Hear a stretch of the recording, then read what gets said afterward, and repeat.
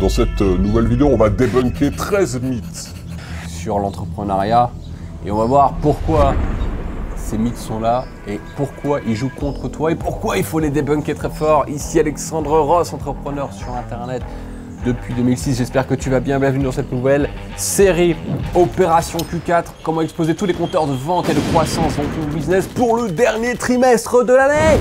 Octobre, novembre, décembre.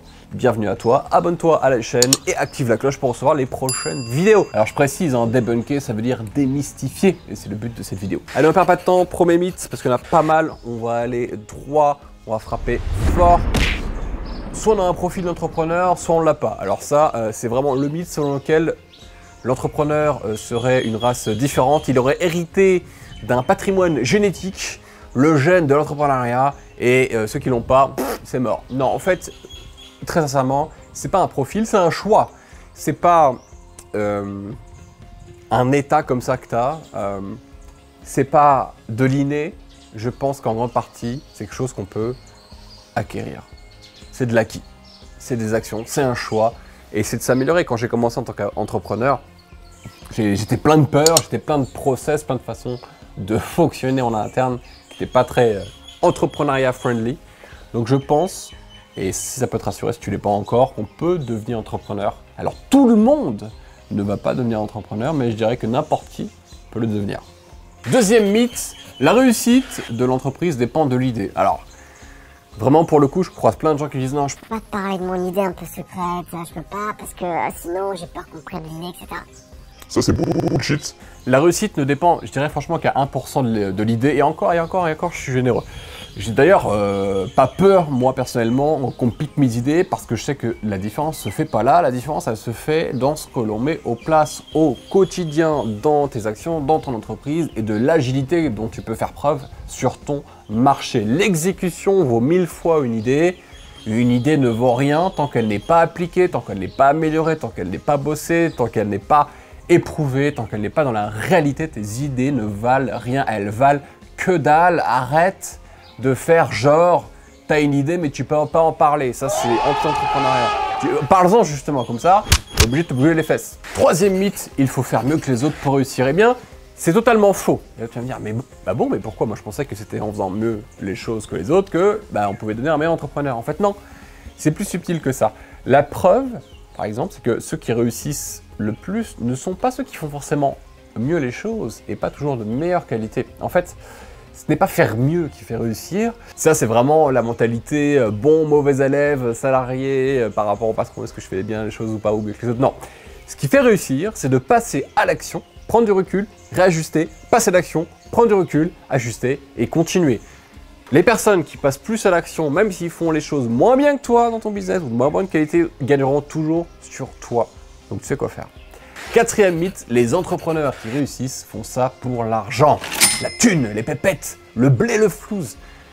Mais bien sûr que non, si tu penses que les entrepreneurs se bougent uniquement pour l'argent, tu verras dans ton parcours que ce n'est plus suffisant. En fait, l'argent est la récompense de tes actions et du sens que tu mets dans tes affaires et des projets que tu vas construire et du feedback de tes clients.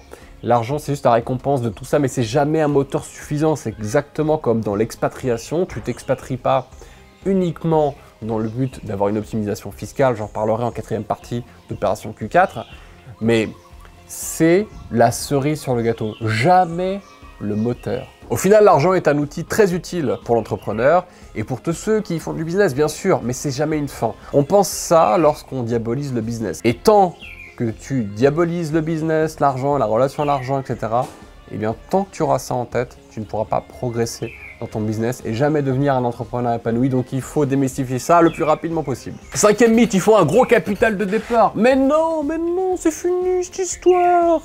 Surtout dans l'infoprenariat, l'infobusiness, les coûts pour se lancer sont vraiment proches de zéro. Avec une enveloppe, allez, 1000 €, tu as largement de quoi te lancer et d'assumer les premiers frais pour te lancer. Webinar, publicité, etc. Juste une petite enveloppe de départ. Et on peut même, dans des scénarios, faire du proche, vraiment proche de zéro. Il suffit simplement, pour avancer de manière efficace et sereine, être en sécurité financièrement pour déployer pleinement ton énergie. Parce que si tu es déjà endetté de 50 000 euros et que tu as une demi-heure ou 20 minutes par jour disponible, forcément les conditions ne sont pas réunies pour pouvoir agir efficacement. Mais au-delà de ça, aujourd'hui je pense que l'infopreneuriat, l'infobusiness, c'est un des types d'entrepreneuriat sur internet les plus adaptés, adéquats, simplifiés pour se lancer rapidement. 6e mythe, c'est plus dur d'entreprendre que d'être salarié. Alors, c'est pas plus dur en termes d'effort, mais en termes d'évolution personnelle. J'en parlais aussi dans une précédente vidéo, mais l'entrepreneuriat, c'est tellement lié à toi et à ton quotidien. Et quand tu te lèves entrepreneuriat, tu te douches entrepreneuriat, tu prends des céréales à l'entrepreneuriat, tu manges entrepreneuriat, tu te couches entrepreneuriat. En fait, ça fait vraiment partie intégrante de ta vie, de ton évolution en tant qu'individu. Et c'est ça le plus dur au final. Lui, le salarié, il évalue sa réussite généralement en fonction de l'effort fourni. Tu sais, le bon élève qui fait plus d'efforts que les autres. Mais nous, c'est pas ce qu'on cherche dans l'entrepreneuriat. L'entrepreneur, lui, pense différemment. Il pense juste à décorréler l'effort du résultat, à être le plus efficient possible et à devenir une meilleure version de lui-même jour après jour. C'est pas tout à fait la même chose. 7e mythe, mais c'est compliqué, Alexandre, de créer sa société. Mais non, mais non. Une auto-entreprise, ça prend quelques minutes à créer. Tu vas sur le site de l'URSSAF Auto-entrepreneur, autoentrepreneur.ursaf.fr pour être précis, on te mettra aussi en incrustation. Et tu peux créer en quelques clics ton entreprise, c'est fini. Il y a peut-être 20 ans, c'était compliqué. D'ailleurs, ça rejoint mon point numéro 8, on a besoin d'un juriste pour créer une société. Non, on n'a pas besoin de juriste, pas besoin d'avocat. Quand j'ai créé ma boîte, il y a un peu plus de 15 ans, oui, il n'y avait même pas encore le statut d'entrepreneur, c'était un peu relou.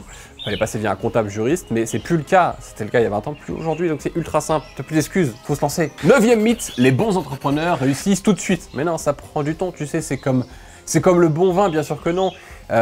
Derrière chaque réussite extraordinaire, en fait, se cachent des années de galère, des essais, du tâtonnage. Alors bien sûr que non.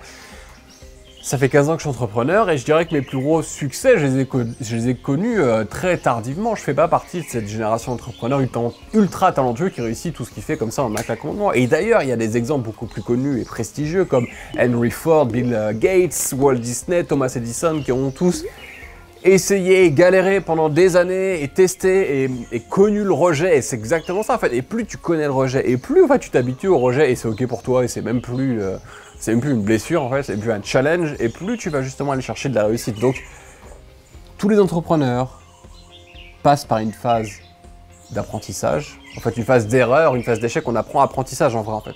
C'est ça le truc. Et c'est ok, et c'est normal, et peu importe le niveau, et peu importe l'expérience. Voilà, ça va mieux? D'ailleurs, le 10e mythe est corrélé à ça, c'est que croire que si on échoue, c'est grave, mais non. C'est précisément ce qui nous permet de ne pas refaire les mêmes erreurs d'une part et de devenir un entrepreneur mature et responsable. De comprendre les échecs, les analyser, c'est aussi prendre du feedback et t'améliorer. 11e mythe, les entrepreneurs sont des chômeurs qui s'ignorent. Ça, c'est un truc qu'on me dit de temps en temps, certains haters sur les vidéos qui disent « mais va trouver un vrai job ». Ça me fait toujours rire. Pourquoi ça me fait rire? Parce qu'en fait, c'est justement l'inverse. Hein. C'est ceux qui passent pas à l'action qui tombent dans cette catégorie, mais les entrepreneurs qui testent des choses, vendent, améliorent, vendent, prennent du feedback, se lancent dans de nouveaux marchés, grandissent, grossissent, sont les entrepreneurs. 12e mythe, lorsqu'on est entrepreneur, on n'a plus de vie. Moi, j'ai vraiment, du coup, la philosophie inverse, surtout grâce à l'infopreneuriat, même l'infobusiness, c'est que l'infobusiness, c'est un des rares modèles d'entrepreneuriat qui te permettent à la fois de concilier la qualité de ta vie et même de prioriser sur la qualité de ta vie et celle de tes proches et de ton écosystème avec des résultats de haut niveau. D'entreprendre avec du sens et d'avoir un impact personnel plus important que dans tout autre type de business. Donc au contraire, on peut mettre de l'espace pour de la vie, on peut automatiser, on peut déléguer, on peut processiser, on peut faire plein de choses dans l'infopreneuriat.